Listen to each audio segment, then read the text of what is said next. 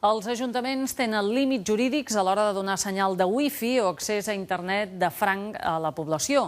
Alguns dels que tenien aquest servei, com ara l'Arboç, Montmeló, Olesa o Torredembarra, han fet un pas més i han instal·lat antenes WiMAX. Això els permet oferir connexió a internet i trucades de veu a canvi d'una tarifa molt econòmica. Els consistoris fan, en aquest cas, d'intermediaris entre els ciutadans i les companyies operadores.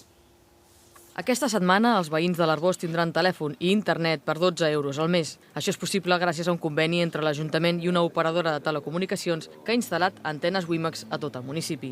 Aquesta tecnologia és semblant al wifi, però té millor cobertura i amplada de banda i permet arribar per ones allà on el cable té problemes de cobertura. A mesura que les empreses anaven venint aquí, quan t'anaves a instal·lar els hi faltaven pares, que deien ells, que era manca de possibilitat de donar línies a empreses noves del polígon, o sigui que el problema era bastant greu. Les antenes estan instal·lades en edificis municipals. L'Arboç ha estat el primer municipi a Espanya que dona aquest servei. D'altres, com Altafulla, estan estudiant introduir-lo. No volem només quedar-nos amb el marc jurídic de si es pot fer wifi gratuït per tots o no. Això està en discussió, sabem que ha d'haver unes restriccions i el problema és no només quedar-nos amb la qüestió del wifi, sinó donar un servei que vagi més enllà. A Montmeló també han estrenat infraestructura WiMAX.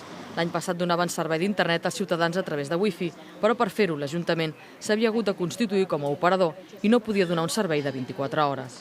Quan hi havia alguna avaria, o bé a la instal·lació de l'usuari o bé en els nodes principals, nosaltres no podíem atendre 24 hores, que és el que l'usuari necessita. Nosaltres ateníem amb horari d'oficina.